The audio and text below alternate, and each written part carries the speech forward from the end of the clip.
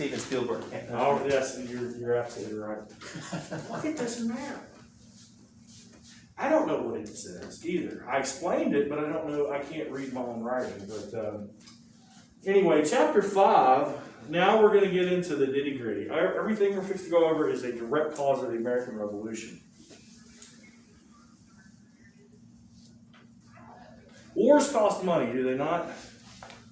Like I said, the French and Indian War turned there and bankrupted France. Well, it cost Britain a lot of money too. And governments have always found that one of the easiest ways to recoup their losses from a war is to raise some new tax. And I don't care what you call these things, if you call them an act or a duty or a tax, that's what they are. They're taxes, all of them. So the first one I want to start you with is in 1765, the Stamp Act. Y'all know like what a postage stamp is that goes on a letter. That's part of this, but it was so much more than that. The Stamp Act was a tax on legal documents, which would include like marriage certificates, death certificates,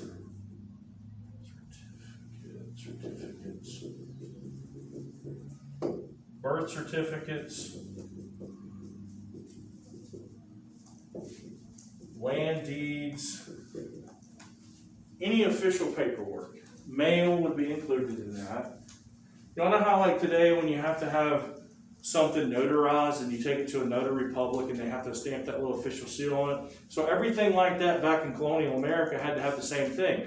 And before this, it's not that there was a no charge on this stuff. It already cost a little bit, but they raised the price of it all. It's kind of like the post office wanting to always go up on stamps. They jacked the prices on all this stuff up and implemented some new things. And one of the things they put on there, who can tell me why they tax playing cards? How is that a legal document? It's not. Well, one of the biggest hobbies or pastimes in colonial America was gambling. Okay, people played cards back then just like they play cards today, right? So everybody's sitting around at a poker table and you put money in the pot, and whoever wins, do you report that income? Well, most people don't, right? I mean, especially if you win a lot, right? So they realized that a big source of illegal revenue going on in colonial America was through gambling. And how do you tax something after the fact if it's illegal income that's not being reported? You tax them into this. You tax it on the front end because the thing they have to use to do the gambling are the playing cards, and that's how you get them up front. So guess what colonists started doing? Making their own playing cards. And it became sort of a big cottage industry in early America. Artists and graphic designers were making their own playing card decks, and they were selling them. There were all these different variations and stuff, all this bootleg playing cards for gambling.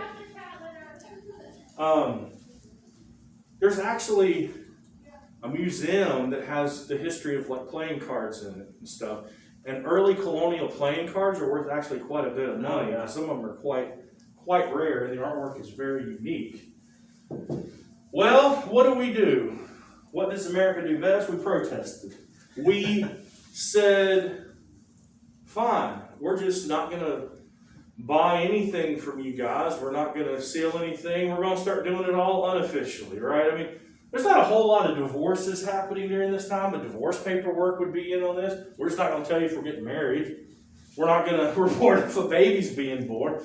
Land deeds, we'll have copies off the books and the official things and all. Or we'll just start stealing the stamps for this from the sorting offices and just illegally putting stamps on. So yeah, stealing these stamps became an underground enterprise and leads to something that's usually referred to as the Stamp Act Congress. This is not an official Congress. This is not like our First Continental Congress or our Second Continental Congress or any of the constitutional conventions. This is just sort of a group of colonial leaders who get together and say, we need a plan. We need to come up with some way. Let's write a letter. So they write a letter to England and they say, look, we're already going to boycott your stuff. We're already griping about this. We're already stealing stamps. We're not going to stop gambling. Could you please repeal this tax because it's just not fair? We took offense to it as Americans, even though Britain wasn't directing it just on us. They were making all their people pay this. Even people back in Britain were having to pay this. But we took exception to it. So a year later, 1766, Britain will repeal it. So yeah, it worked. Boycotting and political pressure works, especially if you write a nicely worded, strongly worded letter. Right. But you gotta get rough first, and then you get nice. Yeah, or you get nice and then get rough. Yeah. Anyway, they did repeal it, but look what they did. They repealed it, but they immediately replaced it with the Declaratory Act. And if you make a declaration or you declare something, you're making a statement, right? A forceful statement. And that's what the Declaratory Act was. It wasn't a new tax on anything. It was a statement that basically said, we'll take this away, but in the future, any new tax we want to pass, you just are going to have to pay it and suck it up. So it's really a threat. They're saying, you don't like this one? We'll take it away. But there's going to be some new ones coming. We're not going to threaten that if you don't pay the new ones, we're not going to mention it if there's not new ones coming, right? So that's what the Declaratory Act was. It wasn't a tax per se. It was the promise of future taxes, of other taxes that were coming. So a promise to pay future taxes. And boy, they didn't wait long for that. What was our response to that initially? Well, we got what we wanted, which was the repeal of the Stamp Act, but we should have realized that you're not going to tell us we're paying more stuff and not expect more stuff to come. And sure enough, a year later, they're going to hit us back to back with the Sugar Act and the Townshend duties. Again, I don't care what you call it. If you call it an act, you call it a duty, it's still a tax. I call it Townshend duties. It just sounds like something that you'd be irritated about. What was the Sugar Act? Well, it's just what it says it was. It was a tax on any sugar or molasses. They're not baking cakes with this. What are they going after? Whiskey. Rum, alcohol. They realized that that's one of the other big enterprises for colonial America is grain alcohol, corn alcohol, mash, cider, anything with fermented sugar in it, right? I mean, rum, that's sugarcane molasses, that's the prime ingredient in rum. Everybody drank in colonial America. It's not like today, they're not just drinking to booze it up. Why was it safer to drink alcohol in colonial America than water? Can't filter water. Filtration of water, boiled water. That's why you don't go up in the mountains and just drink water out of the ground. You boil it first. And water that was in alcohol was safe to drink. So the Sugar Act, that's what that was, really a tax on the ingredients that are used to make alcohol. That's who that's really going to hurt. What about the Townshend duties? This is going to get everybody else. Lead, paint, which at the time lead was in paint, glass, lumber, and tea. They're just going to throw tea in there. What the hell, right? Who's this going to affect? Anyone building anything. I mean, what are we living in? Caves? If you're building a church, if you're building a furniture store, if you're building a courthouse, if you're building a farm, you've got to have supplies. How about this? I forgot to put that on the list. Nails. What about the nails you use to hammer with? Carpenter equipment. Anybody who was building anything in colonial America, they're now raising the taxes on those things. Well, be careful what you wish for, right? We got rid of the Stamp Act, but by God, they replaced it with Sugar and Townshend, which got a lot of other things. We were really ticked off at this point. There's one other provision that they snuck into the township duties, which is not technically a separate thing. It's not a tax. It's more like a provision or a clause, and it's usually referred to as, I'm going to draw an arrow. You like my arrows? The Quartering Act. They sort of snuck that one in there. The Quartering Act, which was part of the bigger township duties, was that colonial Americans were forced to house and feed British soldiers. Let me explain. There were a lot of British soldiers in the military living in colonial America after the French and Indian War. They had been sent over here to occupy parts of North America. They had garrisons and bases in all the colonies, just like we have military forts and bases around the country today.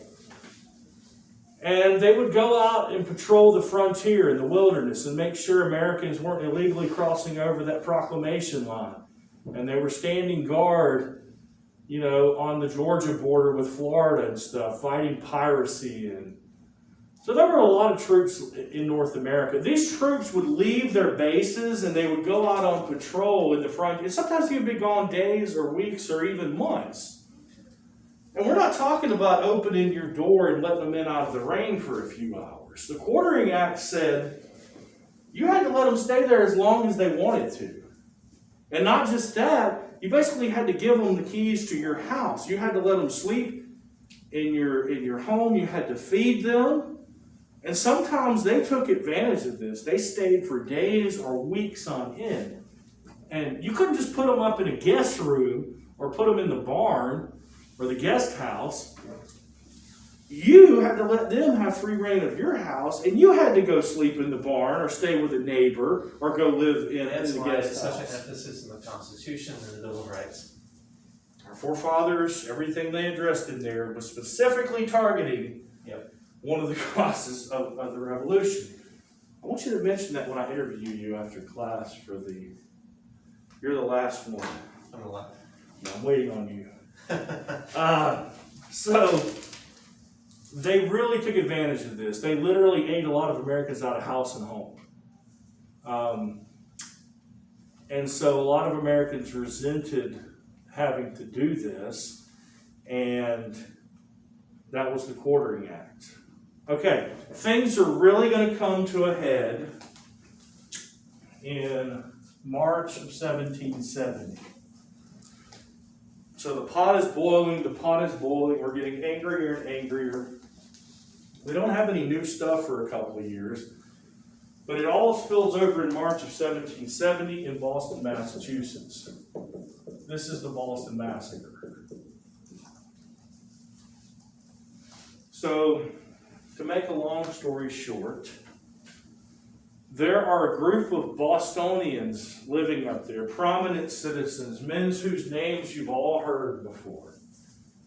John Adams, his cousin Samuel Adams, Paul Revere, Christopher Gadsden. Now, who are these men? They belong to a group collectively known as the Sons of Liberty.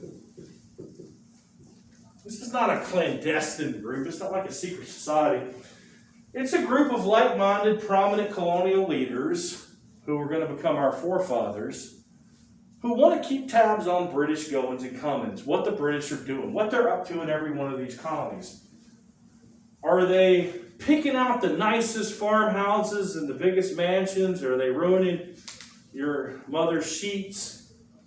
Are they pillaging and what are they up to? We want to keep tabs on everything they do. And of course, their favorite place to have their history club meetings was in taverns and beer halls, right? We need to do that. I'll do that.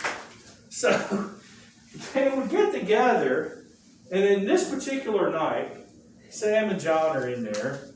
They're having a few of their favorite choice ales. And Sam's really the hothead of the group. He's the guy that throws off at the mouth and think before he speaks. They're both lawyers. That's part of the problem. And lawyers tend to. John's more of the calm, collected one.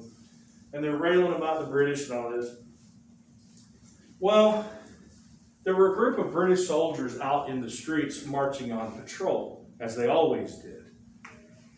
And as they leave the beer hall, they're probably a little bit inebriated. A crowd begins to gather, and they begin to yell obscenities and names at these British soldiers passing by on patrol. Hey, you lobster backs. That's what they called them because they wore those bright red jackets, you know. You lobster backs, you redcoats. Where are you going? Get out of our town. Get out of... Can't do a Boston accent. You know. And so this mob begins to follow these soldiers through the streets of Boston, and it's growing in size as people hear the commotion, right? It's after hours. It's dark. The taverns are all closed in last call, right? Everybody's going home, they're drunk. And they're following these soldiers, and a few dozen people become a few hundred. And this angry mob is following these soldiers around and hurling insults at them. And the commander of the group's a little nervous at this point, so he orders them to quick time their march and hurry up and get back to the barracks so that they can stand guard, because they're worried that the group is going to try to break into the military base and smash some stuff up, maybe light some fires. This is 1770, not 2020. Its history repeats itself. I'm telling you, we have a long history in this country of civil unrest. Not saying it's a good thing or a bad thing, I'm just telling you we have a history of it. So they get back to the base, and this angry crowd at night in the streets of Boston hurling insults, and the soldiers are just taught to form a perimeter, a defensive perimeter around the base, and not let anybody in the crowd on. And well, I guess they decided that insults weren't enough, so they began to hurl items at the soldiers. It was March, so there was some dirty snow on the ground in the streets of Boston, so they began to make snowballs and throw those at the soldiers. Then somebody, not saying it was Sam, I'm not saying it was a member of the Sons of Liberty, we don't know who it was, somebody probably got the idea, let's take items from the township duties and pack it into the snowballs and throw that at the soldiers. So they started putting nail and glass and pieces of rocks and wood in the snowball and pelting the soldiers with that. And of course, what happens next is history. What happens when people with guns usually come up with people without guns? Somebody panic fires. One of the soldiers, itchy trigger finger, probably got hit in the head with a rock or something. He fires his musket. They all start firing indiscriminately into the crowd. Everybody begins screaming. And when the smoke clears, there's 5 dead Americans. Now, that's terrible, but it hardly sounds like a massacre. The reason it's called the Boston Massacre is because Sam and Paul Revere and some of these other guys, when they're publishing the stories for the papers, they're publicizing. They're using it as propaganda. Political leverage. Sound familiar? Turn on the television. I'm not going to tell you which channel, but they all do this. We've always done this in this country. We've always tried to slant things for or against something else to make our point. So we're not going to call it the Boston mob that attacked soldiers who fired in self-defense. We're going to call it the Boston Massacre. Look for media bias. It's everywhere. Don't believe everything you read on Facebook either.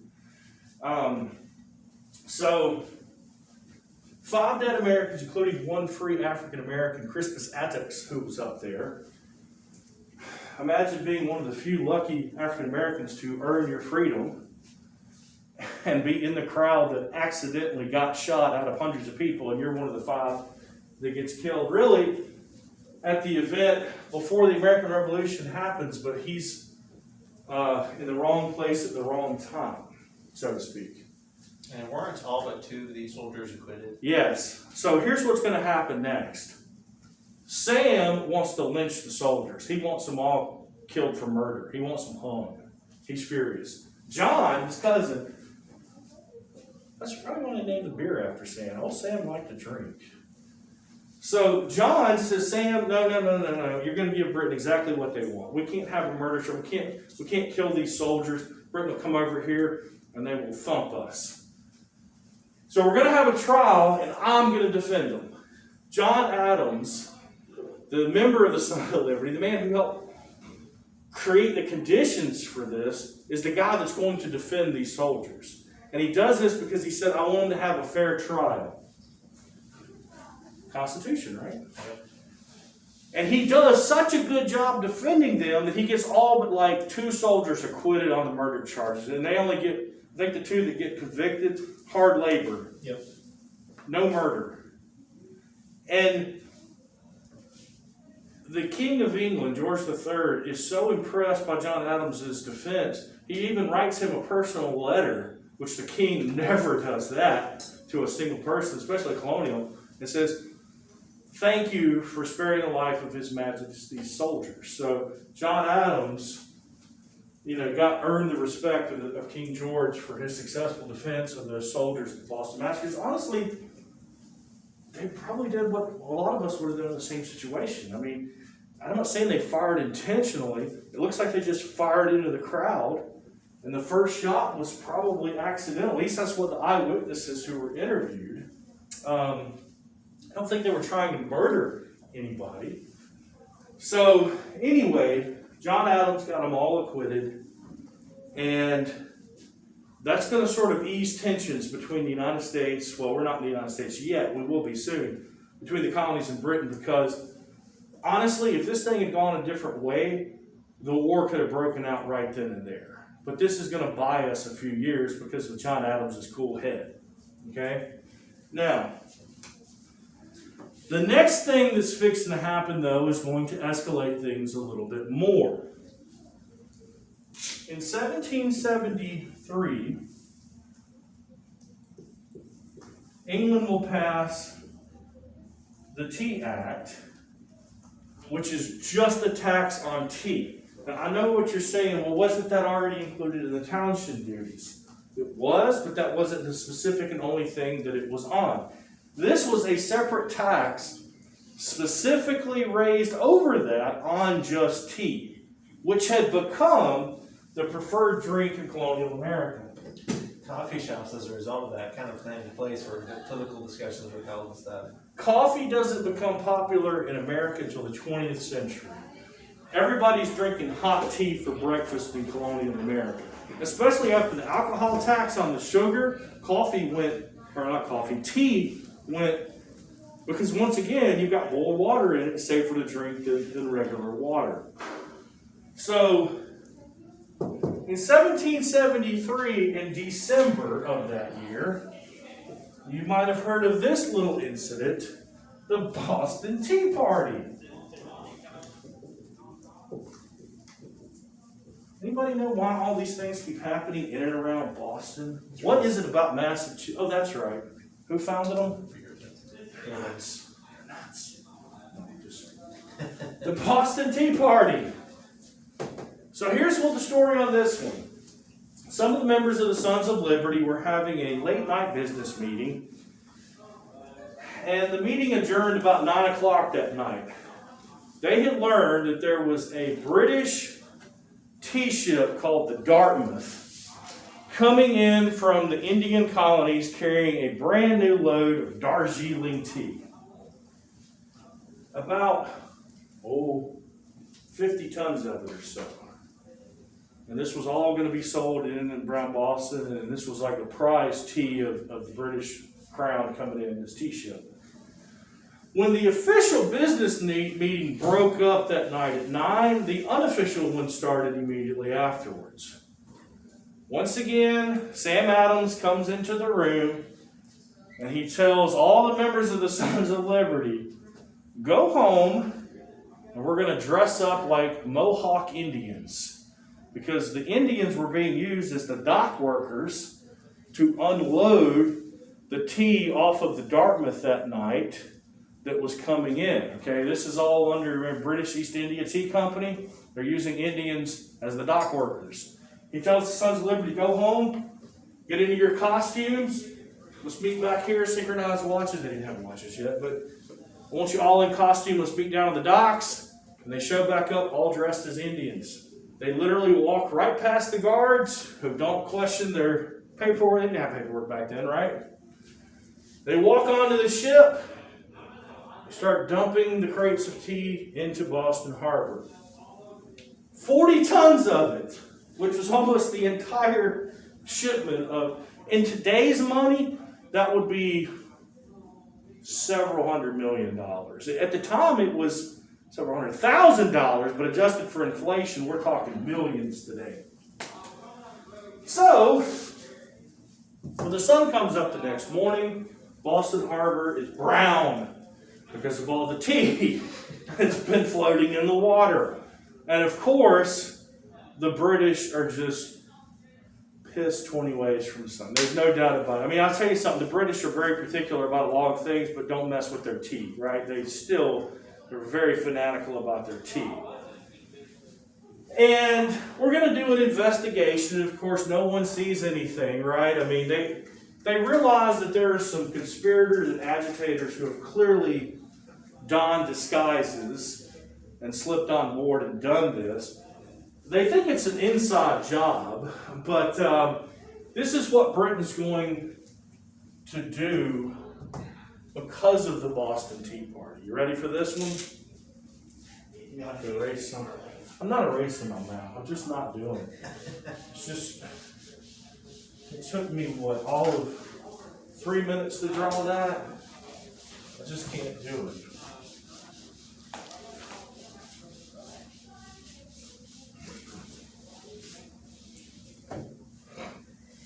Britain will close Boston Harbor, which at the time was the busiest port in colonial America.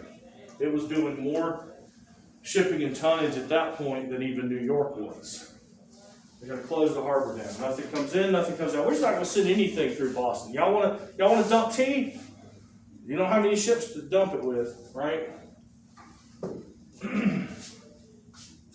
They basically put the city under martial law. The British commander of Boston, who will later fight at Lexington and Concord and Bunker Hill, General Horatio Gage. Gage, maybe it wasn't Horatio, I thought it was his first name. Don't worry about his first name. Gage is the British commander's name of Boston. He does an investigation. There's going to be checkpoints. There's going to be curfews. When does the Boston Massacre occur? At night. When does the Tea Party occur? At night. So we're going to have curfews. Nobody's out after dark because that seems to be when you troublemakers get together and do stuff, right? That was the thinking there. This one, people think this happened, but it didn't happen. They threatened to do this, but they never actually did it. They threatened to revoke Massachusetts' charter. They did not. I've heard, okay, because I've always heard that they did. They threatened to, but they never took their charter away. That would have made them not a colony anymore.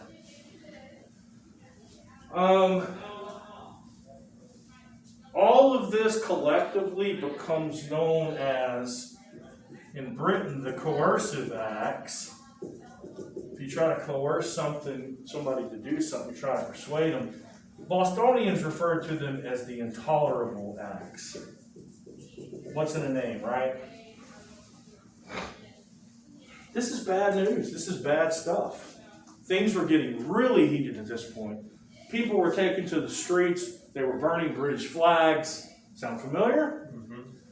They were taking British stamp officials, tax collectors, tea dealers, and tarring and feathering them. I mean, literally, these guys were walking around their little collection offices with their little sports coats, their little watches, and somebody would grab them and they would pour hot tea down their throat. How does that feel? Or they would dip them in molasses or oil, something really hot and sticky, and dump a bunch of feathers on them. Ha ha, look at you. That's torture. This was in 1773, 1774. We're not talking about 2020 here. All of this is going to lead to the first Continental Congress, the first official Congress, will be held in Philadelphia, 1774. What do they do at the first Continental Congress? This is the test question, as is everything I'm up here writing. They're going to condemn all British actions. They're going to call for another boycott of British goods and services. They're going to start up something called the Committees of Correspondences. What are the Committees of Correspondence? They're basically letters that we're going to write each other in the colonies to document in writing everything that Britain's doing. They're also going to condemn all British taxes and acts done from the French and Indian War up until 1774. Everything Britain had done, all those acts, we're going to condemn them. We wrote a letter. By the way, all colonies showed up except for one. Who didn't show up? Georgia. See why they didn't want to make them part of the United States after the war? They didn't even show up for this.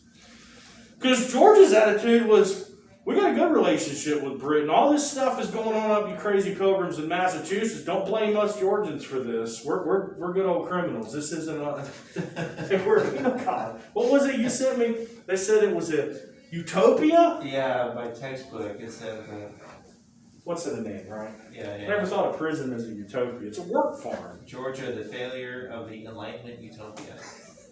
That's one way to describe it. It's a penal colony. I guess compared to Australia, it would be a utopia. So Philadelphia, the First Continental Congress, need to know that. What do? Boycott, which was collectively referred to as the Continental Association. It's basically condemnation of all British goods and services, which technically that violates the Navigation Acts, does it not, Mr. Lawyer?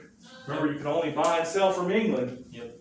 So, condemn all British acts for the last 100 years, I would say. Navigation Acts, Quartering Act, Stamp Act, Sugar Act, we're going to condemn it all. You wrote a letter. What's Britain's response to us? Oh, those colonists, they're so cute with their little Congress. They didn't care. They ignored it, right? They got bigger things to worry about. Here's a little incident that doesn't get a lot of publicity, but it should, because if I were Britain, this really could have started the war. So, this was in September. Now I'm drawing angles. I go from arrows to angles. You just don't get this on a recorded film, dude. You people will that are on the camera phone, but you just have to be here to see how it all weaves and fits together, right? I'm gonna have an octopus up here when this is over with. In December of 1774, you have what's called the Gaspee Incident.